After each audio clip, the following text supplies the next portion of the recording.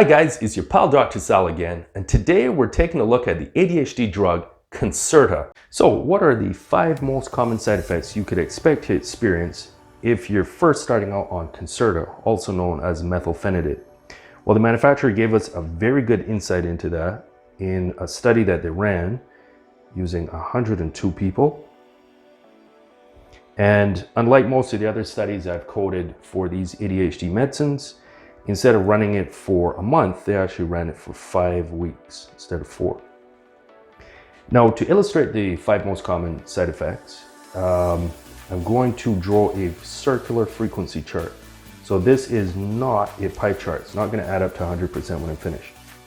Now, one of the cool things that they did in their study, which is a departure from most of the other ones, is that they actually looked at the percentage of side effects by dose. So obviously, the bigger the dose of the drug is that you're taking, the higher the chance you're going to experience side effect.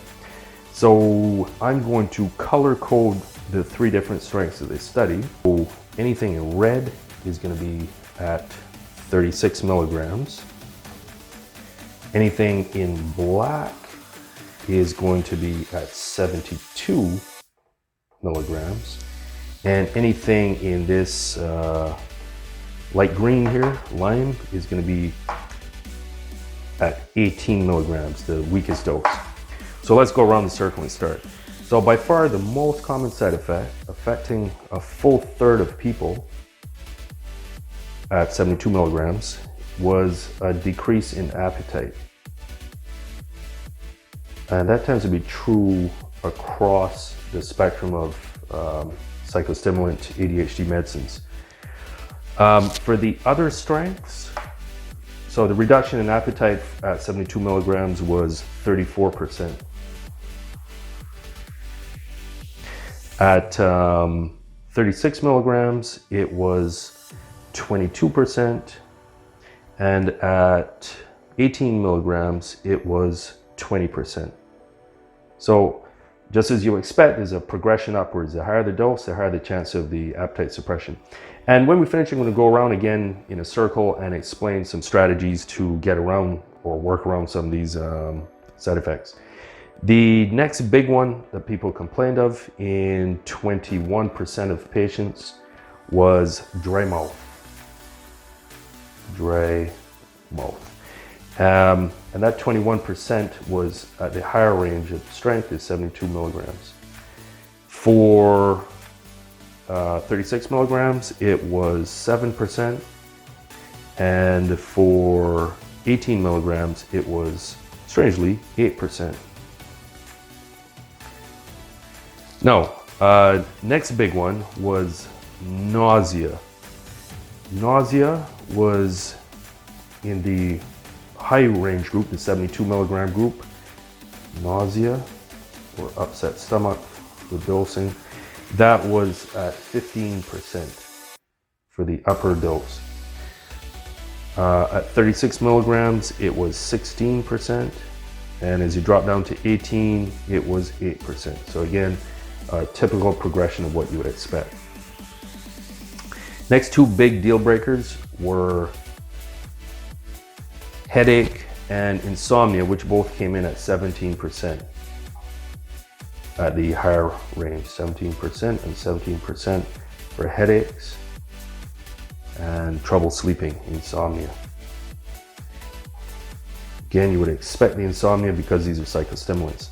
Now, as you work your way down the strengths, at 36 milligrams, it was 12%. And for insomnia, it was the opposite around. For headaches, it was 21%. And for insomnia, 12%. For the lower dose, for insomnia, strangely, it was the same 12%. And for headaches, when you drop down to 18 milligrams, it reduced to 16%. 16%.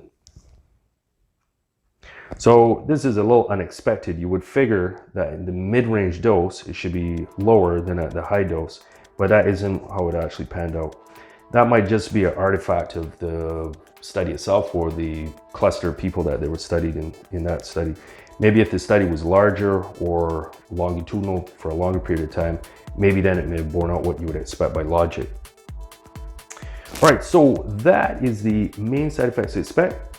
The bottom line is, in general, the higher the dose, the higher the chance of experiencing one of these side effects. Now, in the real world, how do we do a workaround so you can get the benefits from the drug while adapting to it without getting these side effects? Well, first off, for the dry mouth,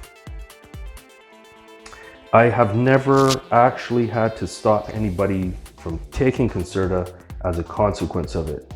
So I'll just leave that one alone, because to me, that one is never bad enough to actually be a deal breaker. For the reduction in appetite, that's very common, and some possible solutions are to eat more towards the end of the day. At the end of the day, and the reason why for the end of the day is the largest amount of appetite suppression is when the drug is at its peak in your serum. So when you take it first thing in the morning, you already have some appetite at that point, then your appetite sinks during the day and then it comes back towards evening. So if you eat preload in the morning for breakfast and then post-load again at night, then you can still ensure that you get your positive calorie balance. Another option is through the day here where your appetite is suppressed is to use meal replacement drinks. Just like bodybuilders would use, you use smoothies with a banana, protein powder, and a base mix. And you drink that through the day when you have no appetite, because it's quick, easy to push down. You don't even have to like it. So that's for appetite suppression. For insomnia, we'll often tell people to use over-the-counter melatonin. And the reason for the melatonin is it's the same chemical that your own pineal gland in your brain produces that signals it's time for you to go sleep. So it's completely natural, side effect profile minimal because it's something you make yourself anyway. Dose ranging for that can go anywhere from 1 milligram all the way up to 10 milligrams. Other options for the insomnia, this is not my favorite, but is to use a drug, a hypnotic. I personally don't like having to use a drug to counteract another drug, but sometimes there's cases of people that had pre-existing insomnia even before they started their Concerta. So they would have needed a little push to be able to sleep anyway. So in a case like that, I might still keep the Concerta and then just add a sleeping aid, say like Imavane, Zopicone, Ambien, etc., to help them to sleep. But my first choice is typically to use melatonin. The other thing is to take the drug first thing when you get up in the morning, because Concerta is a long-acting drug. So you can't expect to take this at noon and then sleep well at 9 o'clock, because it's still going to be floating through your bloodstream. Just like you shouldn't drink coffee at 6 o'clock in the evening if you want to be sleeping at 10. Same thing with these. You take it as soon as you get up so that the peak is before you plan to sleep, so that sleep time is back down to low levels in the serum. For the headache component, this is sometimes a little gnarly and hard to fix. Very often, if somebody keeps complaining of persistent headaches from it, I just switch the drug. So I just use a different one. There's no point putting somebody on Advil every day or Tylenol every day when it's a consequence of the drug itself. There's too many other options to feel like you're married to Concerta. So if that's the case, I just flip it. There's also some cases where if the individual kept going for a little longer, their body adapts to it and then it stops causing headaches. But if somebody reached the 5-week, 6-week mark and is still having daily headaches, I'd probably just quit it, try another one. So there you have it, guys. And remember, the most common side effect is to have no side effect at all and just all the benefits of the drug. So overall, it's a pretty well-tolerated drug. I've had a lot of success with it in my patients, and that's it for this episode of what you can expect within the first month of being on it. Thanks for watching, and I'll have more intel and info in another week. Thanks for watching. Get notified of new videos. Subscribe now.